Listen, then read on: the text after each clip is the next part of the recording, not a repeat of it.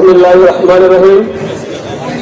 দাবি আদায় ঐক্য পরিষদ কর্তৃক আজকের এই প্রতিবাদ সমাবেশের সম্মানিত সভাপতি, উপস্থিত বিভিন্ন সংগঠনের কেন্দ্রীয় নেতৃবৃন্দ, উপস্থিত বিভিন্ন ইলেকট্রিক মিডিয়ার সাংবাদিক ভাই বোনেরা, উপস্থিত আইন শৃঙ্খলা রক্ষাকারী বাহিনীর প্রতিনিধিবৃন্দ সহ আমার সহযোদ্ধ ভাই বোনেরা, আসসালামু আলাইকুম। আজকে শুক্রবার বন্ধের দিন, আমরা কেন এখানে প্রতিবাদ সমাবেশ করব সেটা সরকারের বোঝা উচিত। দীর্ঘ 11 বছর যাবৎ আমরা একটি বৈষম্য মুক্ত প্রেস স্কেলের দাবিতে আন্দোলন করে যাচ্ছিলাম। আমাদের দাবির প্রেক্ষিতে অন্তর্বর্তী সরকারের প্রধান সাহেব বলেছিলেন, আপনাদের কোন আন্দোলন করার দরকার নেই, আপনাদের ন্যায্য দাবি সমূহ লিখিত আকারে আমাদের কাছে পেশ করুন, আমরা বিবেচনা করব। আমরা ওনার কথায় কর্ণপাত করে আমাদের দাবি সমূহ একাধিকবার ওনার কাছে উত্থাপন করেছি। উনি তার প্রেক্ষিতে একটি পে কমিশন গঠন করলেন।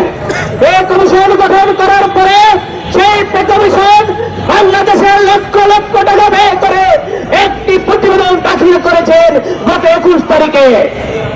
আমরা মুখ ভরা আশা নিয়ে তাকিয়ে আছি আমাদের সেই কাঙ্ক্ষিত পে স্কেলের গেজেটের অপেক্ষায়।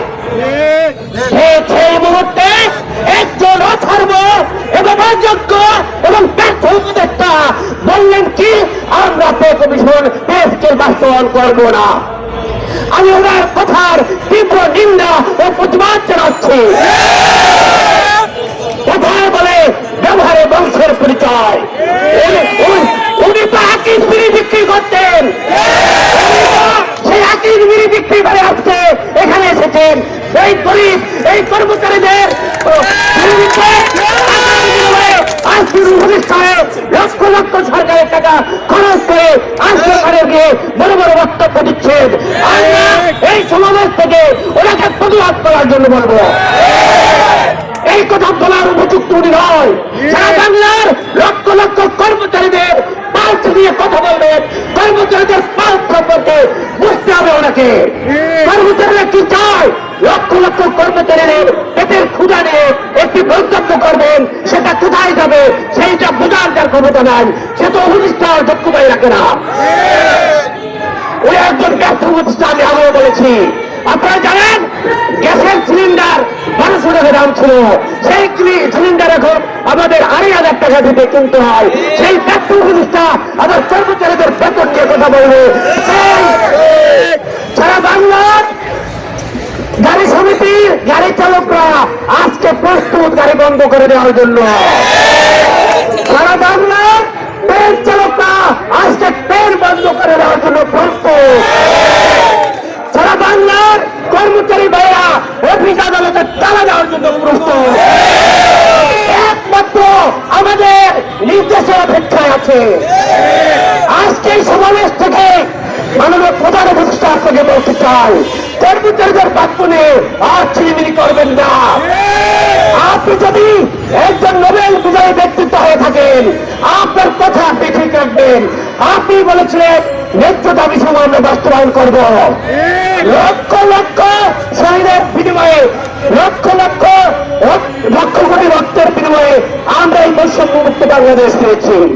একটি বৈষম্য মুক্ত পে স্কেলের দাবিতে আমরা যেমন ন্যায্য পে কমিশন গঠন হয়েছে, ইনশাআল্লাহ আমাদের দীর্ঘদিনের দাবিও এবার বাস্তবায়ন হবে, সেই অপেক্ষায় আছি। আপনারা এতদিন আমরা যে কথা বলেছিলাম আপনারা কর্মচারীদের জন্য মূল্য তুলে রাখছেন, এখন আপনাদের কথাবার্তায় সেইটাই প্রমাণিত হচ্ছে। আমি স্পষ্ট জানিয়ে দিতে চাই, শ্রমিকদের বাংলাদেশের রাজস্ব সুগারের লক্ষ লক্ষ টাকা খরচ করে যে পে কমিশন গঠন করা হয়েছিল, সেই পে কমিশন যে রিপোর্ট দাখিল করেছে, সেই রিপোর্টের গেজেট প্রকাশ না করে আপনাদের উপদেষ্টাদের বাড়িতে দেবো না, দেবো না, দেবো না। উপদেষ্টাদের পোশাক খুলে ফেলা হবে, গেজেট প্রকাশ করা হবে। আপনারা কর্মচারীদের ভদ্রতাকে দুর্বলতা মনে করছেন, আর দুর্বলতাদের ভদ্রতা দেখানোর সময় নেই। ইনশাআল্লাহ আগামী দিনে যে কর্মসূচি আসবে আপনারা সেই সত্যবিন্দু দিয়ে সেই কর্মসূচি পালন করবেন কিনা হাত থাকিয়ে দেখে না। আপনি মাননীয় প্রধানমন্ত্রী মাধ্যমে, আপনার প্রতিনিধিদের মাধ্যমে জানি জেনে নিন আজকে বাংলাদেশের কি অবস্থা। আজকে রক্তে আগুন লেগেছে,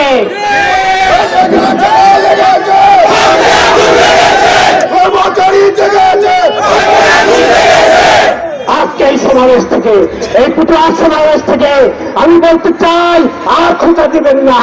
খোঁচা দিয়ে দেখেছেন কিভাবে স্বতঃস্ফূর্ত প্রতিবাদ সারা বাংলাদেশে হচ্ছে। ইনশাআল্লাহ আমরা আশা করি এই কর্মচারীদের শেষ রক্তবিন্দু থাকতে গেজেট প্রকাশ না করে আপনারা একজনও বাড়ি যেতে পারবেন না। আমাদের রাজস্ব কাজে লক্ষ লক্ষ টাকা খরচ করে আপনারা আরামে এসে চা খাবেন আর ভালো ভালো খাবেন, খেতে প্রকাশ করবে লক্ষ লক্ষ টাকা খরচ করে, আর সে বাস্তবায়ন করে যাবেন না। আপনাদের বাড়ি যেতে সমস্যা হবে এটা মনে করবেন না। তাই আপনাদেরকে আমি এই সমাবেশ থেকে স্পষ্ট ভাষায় জানিয়ে দিতে চাই, যত দ্রুত সম্ভব গেজেট প্রকাশ করুন। আর কোন ডেট নয়, এখন আমরা সময় গুনবো, মিনিট, ঘন্টা।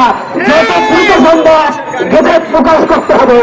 তা নাহলে আমরা বারবার বলেছি, আমরা বহুত বক্তৃতা দেখিয়েছি, আর বক্তৃতা দেখাবো না। আমরা অফিস আদালত বন্ধ করে দিতে বাধ্য হবে।